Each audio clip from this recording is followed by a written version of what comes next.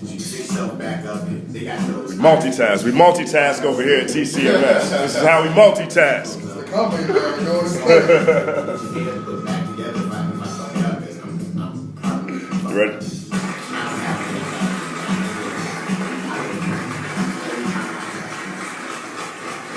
Nice, check. That was Mecca's JBF. making the walk of shame or walking the park since 2020. Word up, yo! I gotta tell you, man. I want to thank you again for including me in that video, man. I had a good time in the video. Why wouldn't I? Shout out to everybody who was in the video. Yeah. Combat Jack, the brother A King, Nova Rockefeller, Mrs. I'm Offensive herself, Yep. Kareem from over at Burning Down Group, and I definitely cannot forget about Ariana Starr, porn star extraordinaire, for coming through and loaning her lusciousness to the set. That was welcome, actually. I had a great view of that too. I was sitting in the booth. My scene is in the booth. I was kind of frustrated that my scene was in the booth, you know. But like the booth, I was looking out through the glass, so I still felt like I was. It was probably good that I was in the booth. Now I think. You know what? If you through the glass, it's almost like it's still a porn movie. It's 6:20 seconds. If I could have got to do something strange for some change, you would have felt like a regular movie. Right. Yo, man, did you see this Mary J. Blige commercial? I passed on it.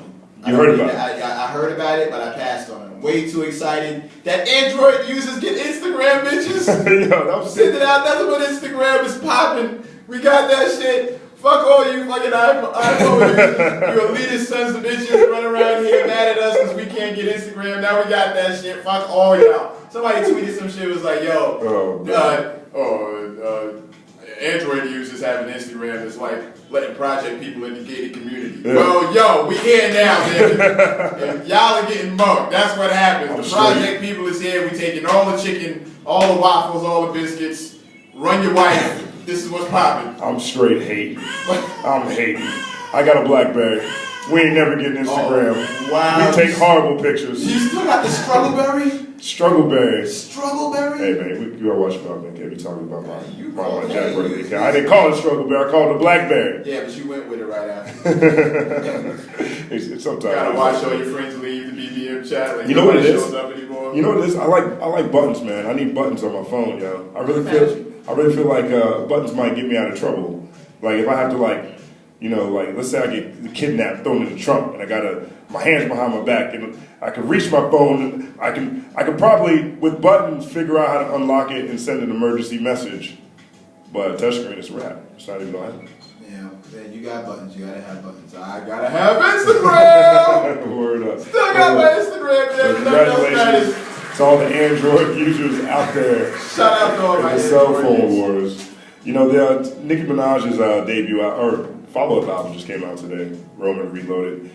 She's been doing her media rounds for the past few days now. I think she's heading to Philly. She's been on all major shows. Mm-hmm. Nicki gets a lot of flack for how diverse her albums are, her commercial releases have been. And I say diverse as another way to say that there's more than just rapping going on. Like she really is a pop star now. Mm-hmm. You know, she's doing like very, very pop type things. But listening to her album specifically, as this specific example, there's not a whole lot of, it just reminds me how far away hip hop sonically has come.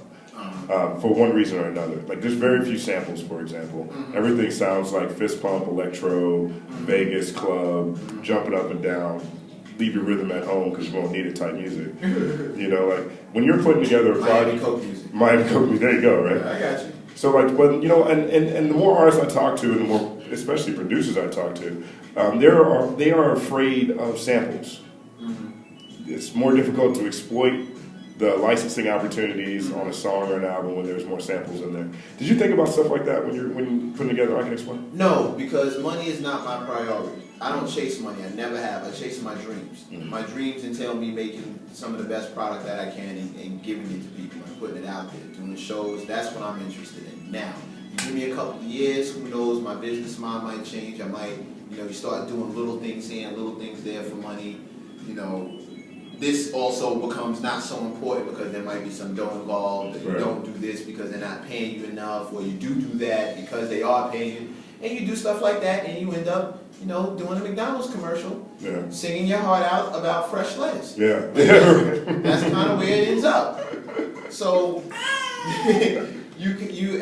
on all ends, you need to keep in mind what you're doing this for. Right. You know what I mean? Like, I want to make hip hop music. That's just me. Now, what you want to make is great. What your Barbies and your babes love, that's excellent. That's great. If you're not disappointing your fans, then you've hurt no one. Yeah. You think what I'm saying? If your fans walk away from you off the strength of what you gave them, then that's your fault.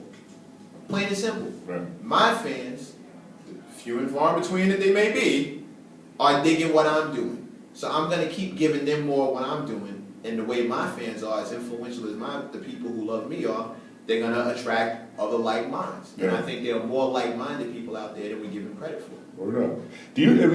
Is there an air of targeting at all when you're making music? When you're talking about fans, right? Like, you just described how the first album you made that you didn't release, you compromised yourself. Mm-hmm. This one's uncompromising. But is there like do you think about, man, I need to get this song in front of these type of people because I know they're going to feel, I need this song in front of all the porn stars in America because they going to know and love JBF. I do that after the song's made. Okay. Not before. I've never planned the song based on who I wanted to hear it. I've made the song and then said, you know who might dig this? Like, okay, JBF for instance. After I made it, I was like, you know what? Spring break is coming up. I think they would love a song like this. I think like people on spring break drinking, bugging out, having a good time. I think they would dig this song. So that's I needed a song like that on my spring break. When I had spring break, when I was in school going to spring break, that would have worked. JBF Kid. Creating spring break memories and erasing the visuals. Word up, right. I mean, but that's after. I don't make moves based on. I don't make songs based on the moves that can come after. Yeah. I make a song and then make a move after. But it's never the other way around. It's never like, okay, I'm in this space. Who can I sell this song to? Yeah.